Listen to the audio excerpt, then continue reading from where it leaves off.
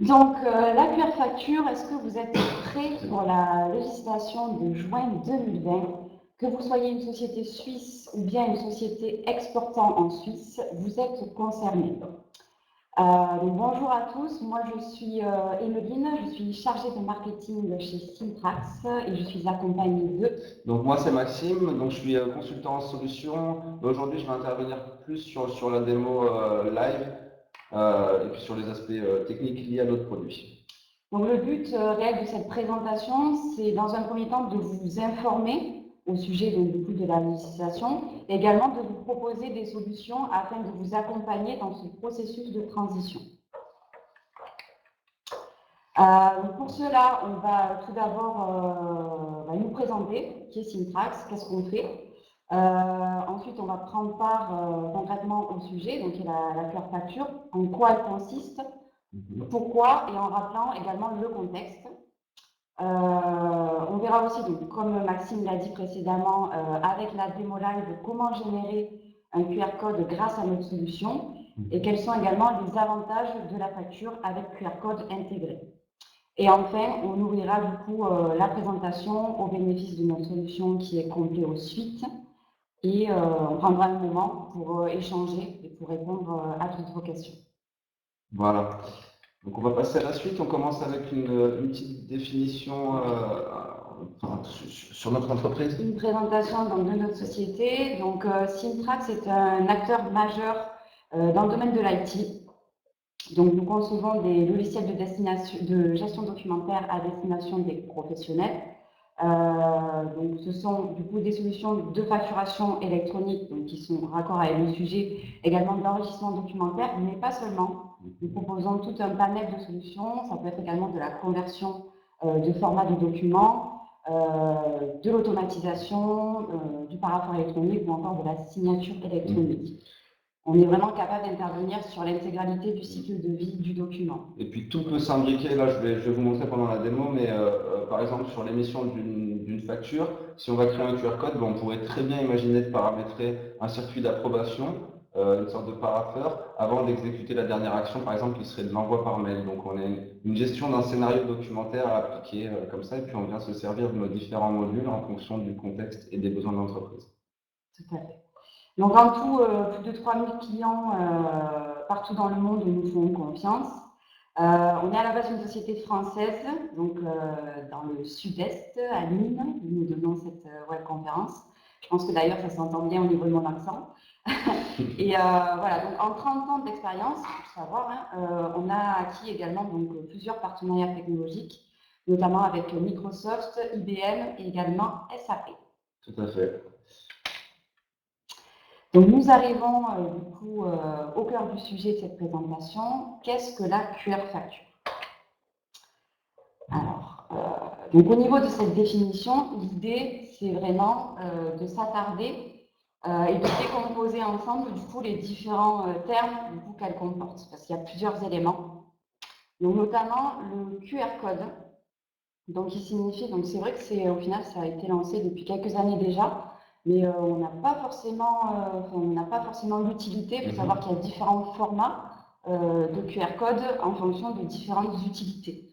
Donc déjà le QR code QR, donc ça signifie Quick Response code. Ça a été inventé pour l'anecdote au Japon dans les années 90, exactement en 1994. Voilà, donc ici, comme je vous le disais, on a différents formats de QR code. Pouvant s'appliquer le QR code classique qu'on peut connaître, du coup, c'est en scannant, on atterrit sur une URL, donc sur une page. Oui, on peut récupérer différentes informations. Ça pourrait être des informations liées à un contact, on pourrait atterrir sur une page. Le but du QR code, c'est tout simplement un code barre qui va permettre d'héberger de la donnée.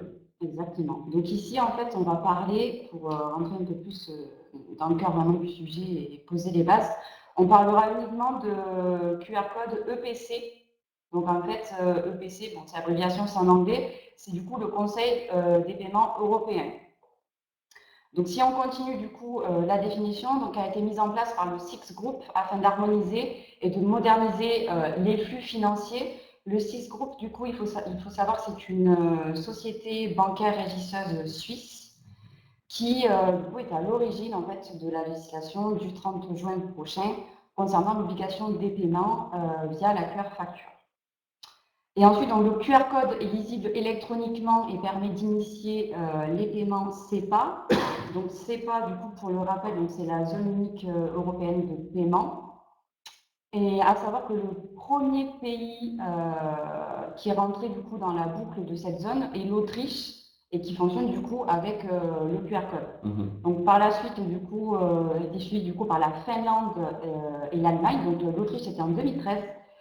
Déjà, on voit qu'il y a quand même un certain décalage, effectivement, avec les autres pays. Donc, c'est en 2013. Ensuite, on suivi la Finlande et l'Allemagne en 2015. Et puis, les Pays-Bas et la Belgique en 2016. Donc, tout ça pour dire que l'ouverture du processus, au final, se fait à l'international avec la Suisse.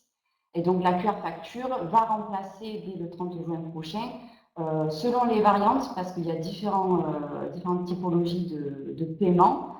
Les bulletins de versement, donc les BVR, un numéro de référence, donc qui sont du coup qui va être remplacé par la QR facture avec référence QR et QR IBAN. Également les BV, donc qui sont les bulletins de versement rouges, qui vont être remplacés par la QR facture cette fois-ci sans référence. Après, encore une fois, là c'est vraiment spécifique à la Suisse.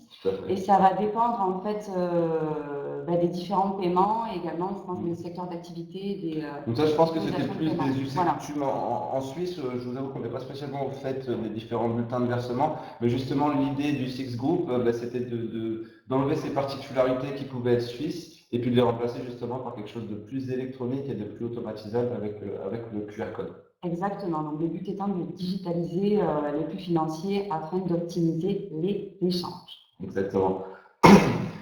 Donc moi je vais continuer avec le contexte un petit peu. Donc nous on a vu ce matin en regardant un petit peu la liste des participants qu'il y avait quand même une majorité d'entreprises françaises.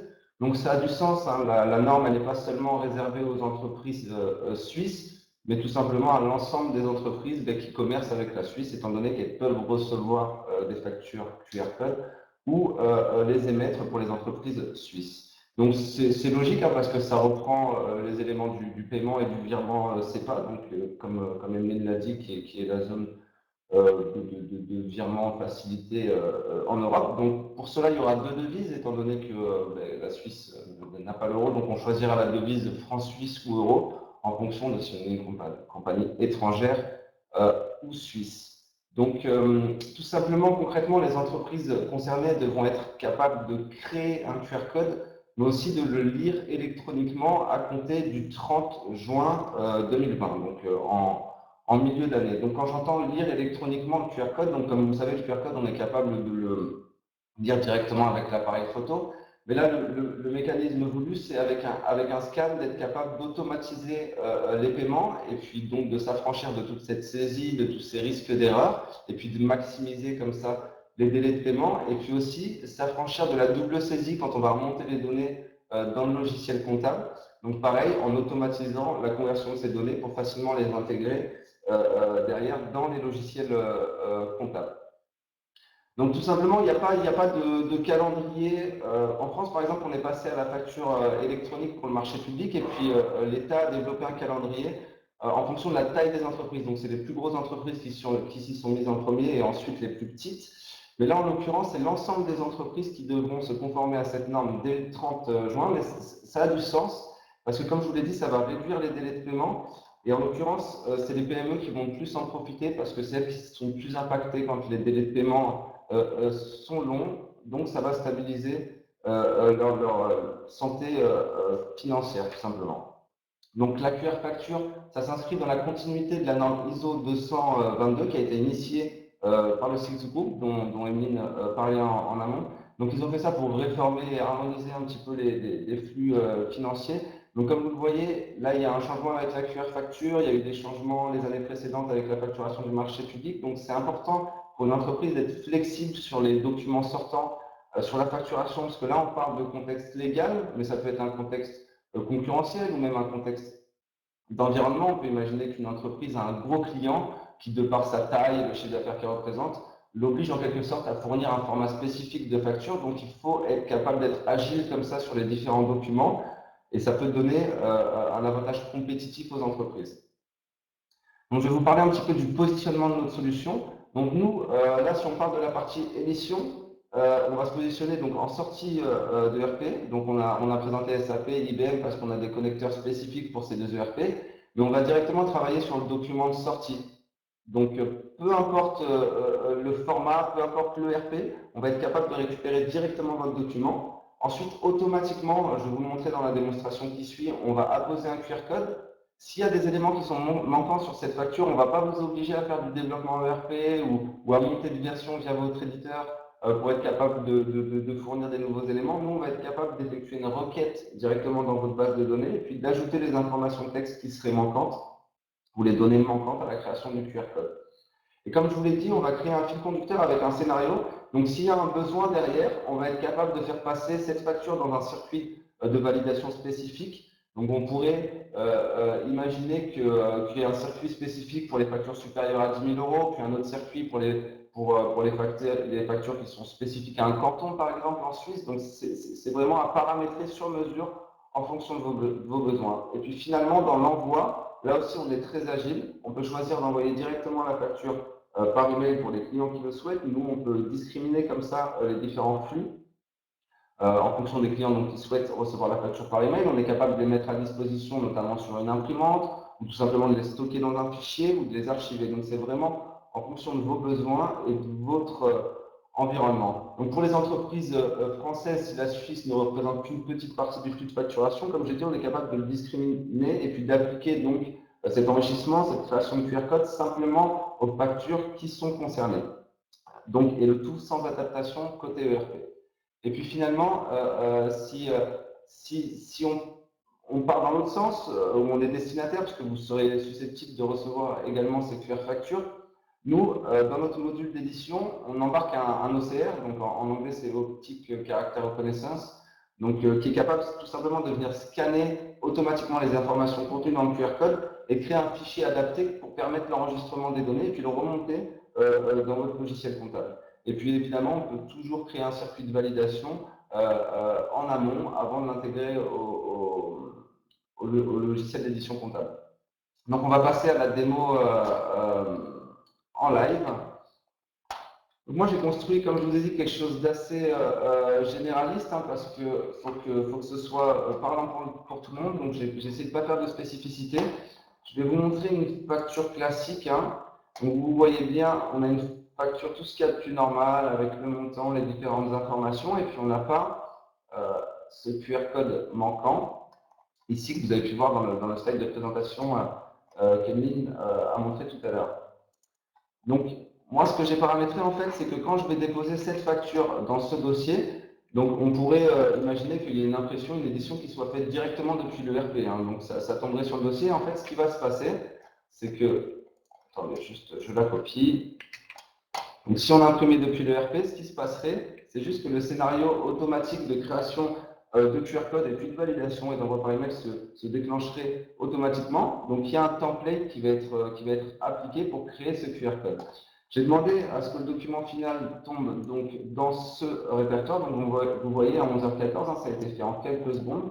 On va retrouver ce document avec donc en l'occurrence le QR code et puis les différentes obligations, informations obligatoires qui sont présentes dans ce QR code. Et puis pour rajouter, j'ai voulu vous montrer qu'on était également parallèlement capable d'envoyer un email avec ce document, sachant que dans le texte, on pourra intégrer des variables comme c'est le cas souvent pour les campagnes marketing, comme on pourra avoir par exemple des variables de nom, de prénom, de montant. Donc le texte est tout à fait automatisable et customisable. Et puis on a rajouté surtout la pièce jointe.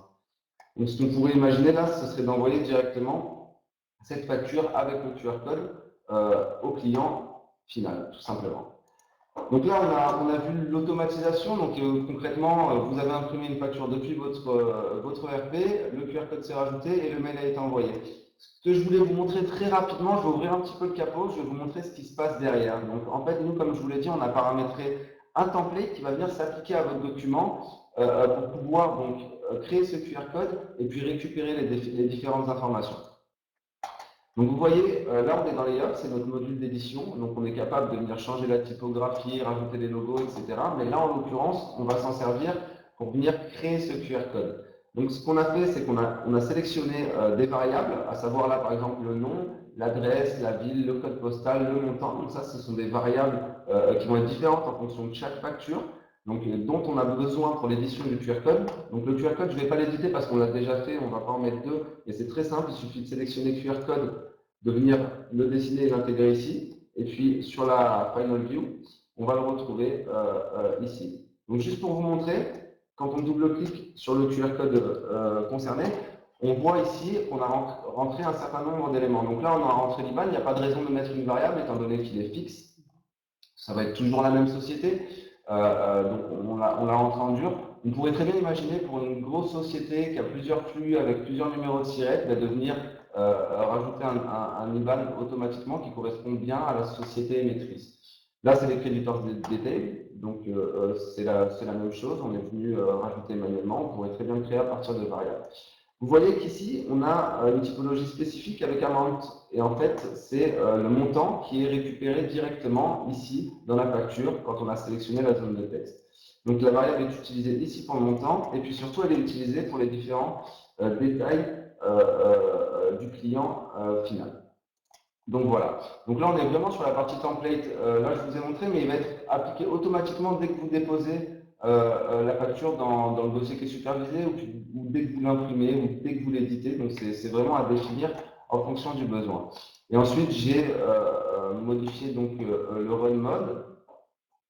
Donc pour nous, le run mode, en fait, c'est ce qui va se passer en sortie. Donc comment on va traiter ce document à la fin du processus. Donc moi, ce que j'ai demandé, en l'occurrence, c'est qu'il soit déposé dans le fichier out, dans le dossier out que je vous ai montré. Puis on a demandé qu'il soit envoyé par mail. Donc là, tout simplement, on a paramétré qu'il soit envoyé à Demo User.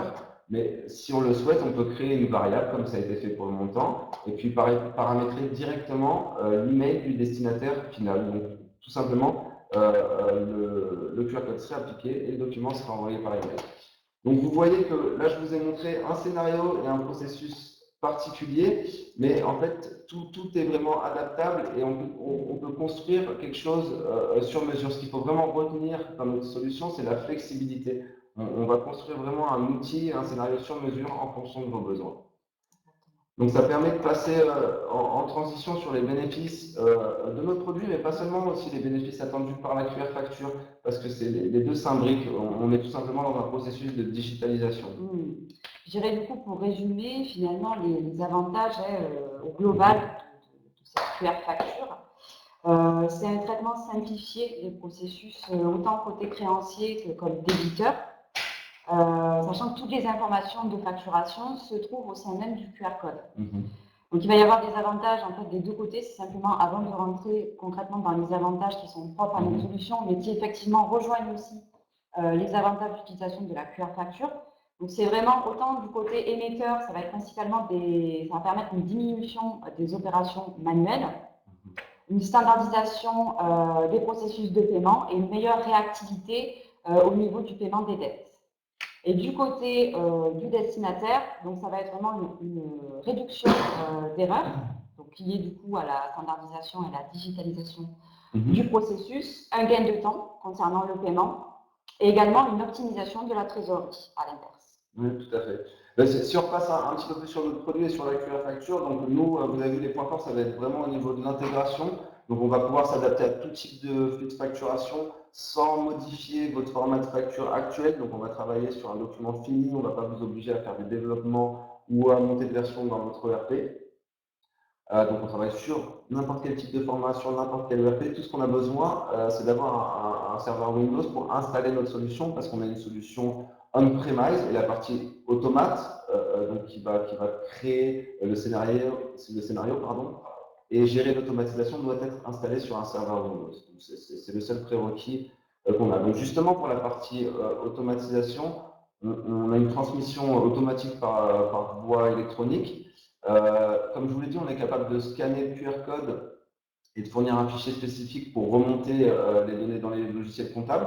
On est capable de le scanner notamment aussi pour automatiser les paiements via un contrôle et une validation, un circuit de validation en amont. Donc il n'y a plus de saisie manuelle, ça va limiter vraiment le risque d'erreur. Et puis surtout, on va maximiser nos ressources humaines, on va éviter qu'elles perdent du temps et qu'elles soient donc tout simplement plus productives. Et au niveau de la conformité, si on s'affranchit de cette saisie manuelle, si on enlève le risque d'erreur, forcément le document final a moins de risque d'être altéré et on va garantir quelque part sa conformité en minimisant le risque d'erreur. Donc ce qui va entraîner de fait une réduction des coûts, étant donné que par exemple si on a un mauvais IBAN, un mauvais paiement, on va faire des va-et-vient avec les banques, on va étendre nos délais de paiement. On va aussi diminuer la charge de travail de nos équipes, donc ça va contribuer également à baisser les coûts qui pourraient être liés à la gestion actuelle de la facturation. Et puis finalement, on va avoir plus de réactivité, plus d'efficacité parce que ça va libérer des ressources. C'est un premier pas vers la digitalisation. Donc, comme on l'a dit, la Suisse souhaite tout simplement moderniser et harmoniser les processus de paiement.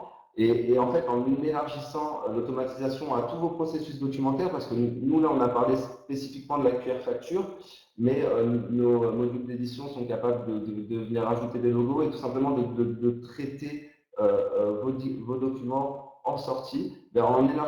En élargissant cette digitalisation à vos processus documentaires, ça devient un véritable avantage compétitif. Donc au niveau tout simplement de l'accompagnement qu'on pourrait avoir, donc je vais juste décomposer un petit peu notre structuration de prix. Donc il y a une partie logicielle qui est liée à notre automate et puis à notre module d'enrichissement. Donc là on va être sur une souscription annuelle, donc il y a un premier coût logiciel. Et ensuite, il y a un coût qui serait lié à la partie service. Donc comme je vous l'ai dit, on a un logiciel on-premise, donc il va y avoir une installation à faire, il va y avoir différents tests, il va y avoir tout le paramétrage, parce que là j'ai pris une démonstration simple, mais si on doit créer un circuit de validation, si on doit envoyer par email, il faut quand même créer et paramétrer nos différents modules pour respecter les scénarios qui sont définis. Donc ça va être la partie service qui est à prendre en compte et qui est variable en fonction des projets dans la tarification. Ensuite, au niveau de l'implémentation, on va être très rapide. Si vous devriez développer un QR code par le biais de votre éditeur logiciel, moi je sais que j'ai eu un souci à peu près similaire chez un client. Il y a un éditeur de logiciel, il y avait une norme dans la restauration qui amenait à modifier. En fait, il a souhaité passer par son éditeur de logiciel et le projet a été sur 3-4 mois, le temps d'effectuer les différentes modifications dans le RP. Nous, de notre côté, on va être capable, sur une semaine, de mettre en place ce processus de création de QR code. Et puis, une fois que le produit est installé, on va pouvoir très agilement venir modifier des informations comme ça sur votre document. Après, comme Evelyne l'a dit, on a une expertise qui est plutôt éprouvée. Ça fait quand même 30 ans qu'on agit dans le secteur de la gestion documentaire. Donc là, on a rebondi très vite sur la QR facture. On a vu qu'il y avait une obligation légale, donc nos équipes de développement s'y sont intéressées. Puis on avait tous les éléments pour pouvoir le gérer. Donc on l'a fait très rapidement. Ça a été le cas pour Chorus Pro dans la gestion de la facturation du secteur privé. Donc on a une vraie agilité au niveau de nos équipes de développement. C'est bon à savoir, et puis c'est pas souvent le cas dans l'édition de logiciels. On a nos équipes de développement qui sont avec nous ici à Nîmes, donc on va remonter directement les problématiques clients et puis on va être capable agilement d'effectuer des modifications comme ça. Donc c'est pour ça qu'on est sur une solution vraiment évolutive et flexible qui va s'accorder à vos besoins, à votre contexte particulier, mais également au contexte légal et général. Donc voilà, on a fait un peu le tour. Oui, donc n'hésitez pas à nous faire un retour si vous avez la moindre question, à nous dire vous exactement quel est votre besoin. Est-ce que vous êtes du coup, est-ce que vous exportez en Suisse? Est-ce que c'est simplement pour vous renseigner? Quelles sont vos attentes au niveau finalement de cette présentation? Donc on va peut-être du coup retourner juste hop. N'hésitez pas à échanger avec nous du coup au niveau du chat, oui. Alors, ouais, on voit qu'effectivement, il y avait des questions. On est désolé parce que c'est vrai que, comme dit en début de présentation, on préfère les garder pour la fin, pour que ce soit plus simple du coup à traiter. Donc, je vais les reprendre dans l'ordre. Alors, comment le QR code intègre-t-il la date d'échéance pour le règlement? Alors, la date d'échéance, si elle est spécifiée dans le document, ou pas d'ailleurs, si on considère par exemple qu'il y a une date d'échéance de paiement qui est à plus 30 jours après l'émission euh, de la facture, ben nous, on peut venir intégrer directement cette variable au QR code. Il n'y a pas de souci de ce côté-là. Ben, au niveau de l'intégration, hein, c'est comme ce que j'ai montré quand j'ai ouvert les Layout, quand je vous ai dit que j'ouvrais un petit peu le capot. Ben, on va être capable comme ça de venir automatiquement populer et rajouter de la donnée sur le QR code. Caroline, je ne comprends pas, je ne vois pas comment intégrer la facture QR code dans Quadratus. Quadratus, j'imagine, du coup, c'est quoi? C'est votre ERP. Effectuer le paiement avec la plateforme de ma banque pour ordonner le paiement. J'ai un peu de mal à comprendre, et puis Quadratus, j'imagine que ça doit être l'ERP. Donc nous, justement, comme j'ai expliqué, on n'est pas, c'est pour vous empêcher de modifier votre ERP, puis les développements, et puis les coûts qui sont liés, les coûts de montée de version. Donc nous, on va se situer en sortie de votre ERP. On va récupérer votre facture actuelle, on va la modifier pour qu'elle soit en conformité avec la législation. C'est un logiciel comptable, c'est ça? Oui. D'accord. Et on va s'assurer qu'elles soient en conformité avec la législation suisse, tout simplement. Après, pour les relations entre les banques, je sais qu'en Suisse, il y a beaucoup de partenariats qui ont été développés. Donc, une fois que vous recevez le QR code, vous avez différentes applications bancaires qui permettent d'automatiser les paiements. Donc, nous, on enverrait tout simplement un fichier qui permet d'être traité par ces différentes applications bancaires.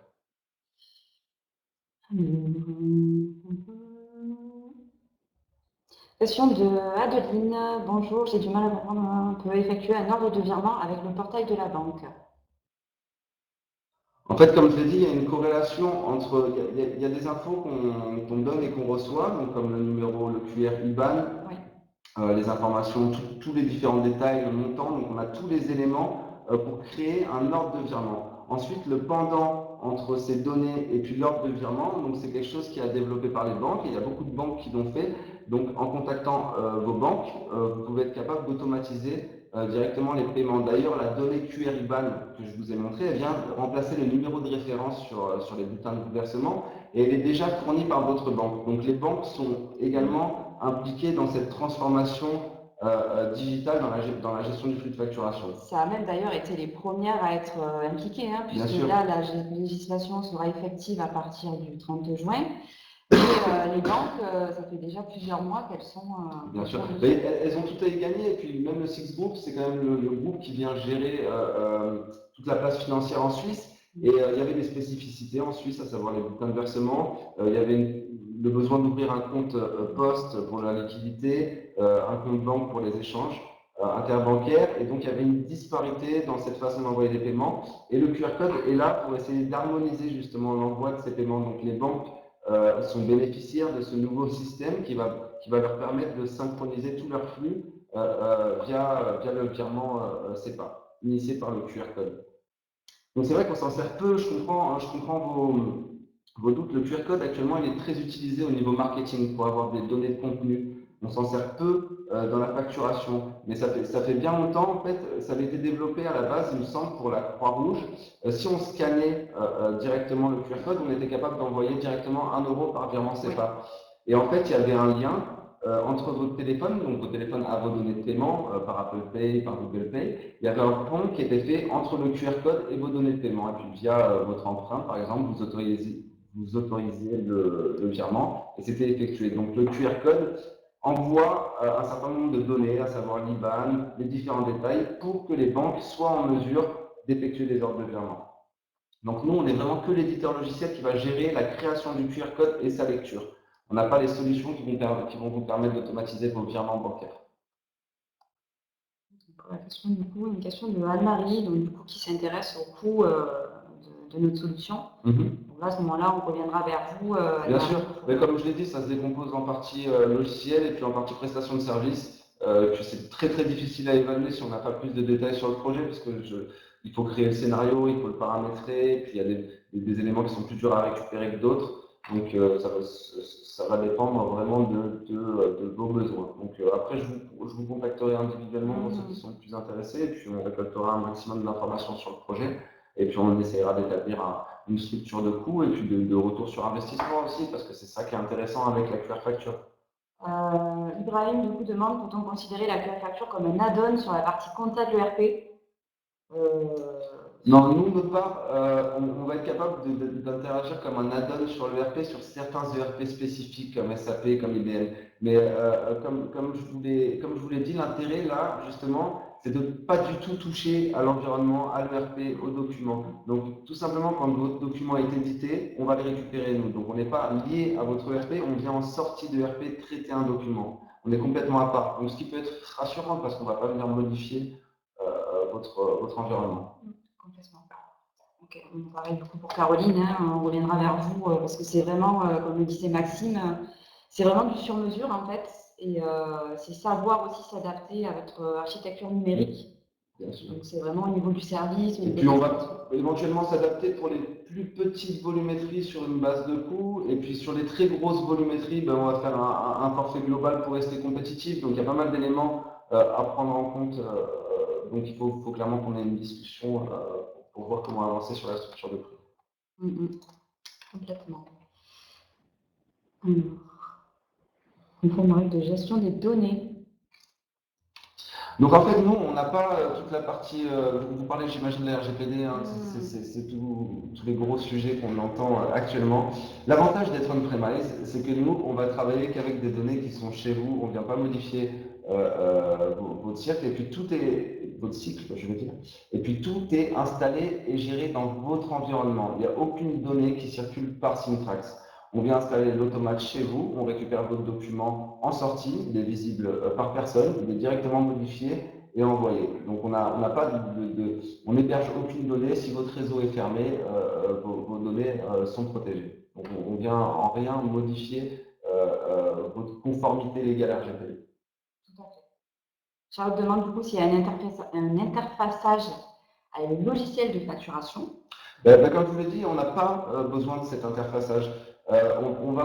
Nous, on va paramétrer notre logiciel en fonction de votre ERP et de son fonctionnement. Donc, si vous êtes sur SAP et que vous avez l'habitude d'envoyer vos documents dans une output management, donc c'est des files d'attente. Chez IBM, c'est des queues. Nous, on va pouvoir travailler à partir de ces files d'attente. On va récupérer les documents et les traiter. Si vous avez un ERP spécifique et que vous avez l'habitude de déposer vos factures sur un répertoire, nous, on va travailler direct à partir de ce répertoire, comme ça a été fait dans la démonstration. Et dès qu'un document va tomber dans ce répertoire, il est supervisé, c'est comme ça qu'on appelle, et il va être modifié, enrichi et envoyé. On va tout simplement appliquer le scénario qui a été défini. Il faut vraiment construire quelque chose sur mesure. Si vous souhaitez envoyer vos factures en impression, on peut créer une imprimante virtuelle, et dès qu'un document tombe dans cette imprimante virtuelle, il est traité par notre solution. Donc il n'y a pas de notion d'interfaçage, on est séparé de votre ERP. Voilà, tout simplement. C'est pas directement en fait lié à votre logiciel. Voilà, et pour la partie requêtage, si l'interfaçage c'est là que vous l'entendez, nous on vient tout simplement, dans le document on a une clé, donc on a une information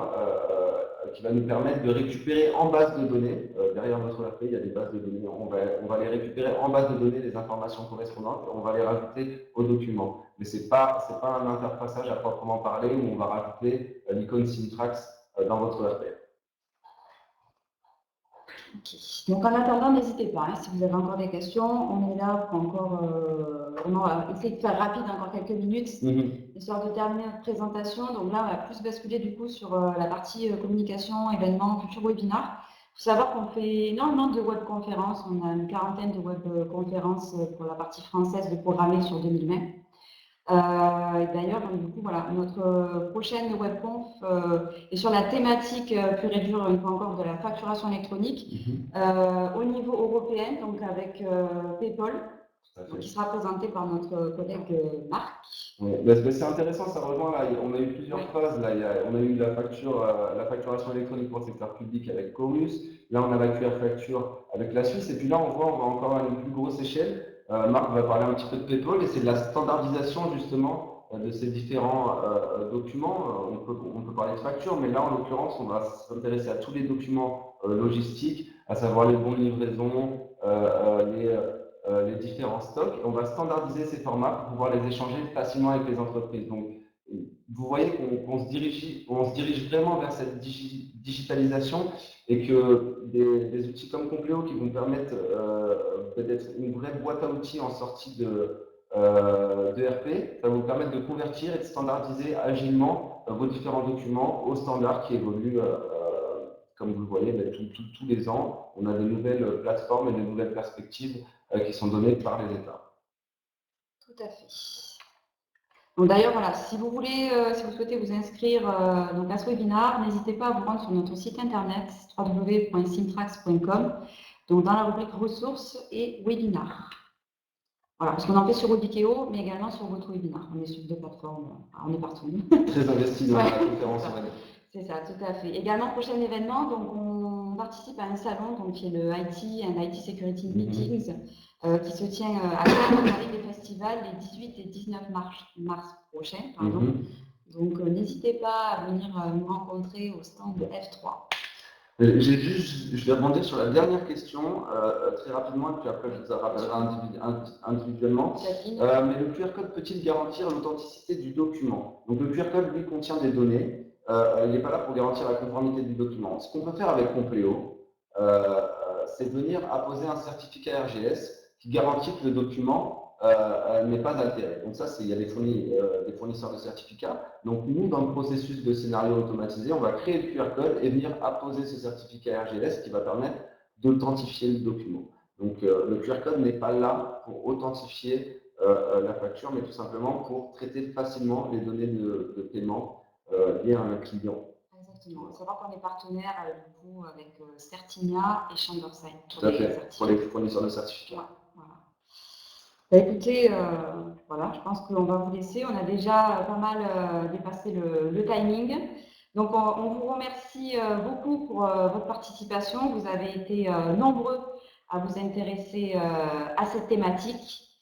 Donc, très certainement, il y aura d'autres webconférences à venir sur ce même sujet. Et d'ici là, bah, écoutez, restez connectés. On vous dit à très bientôt. À bientôt, merci. Merci à tous. Au revoir.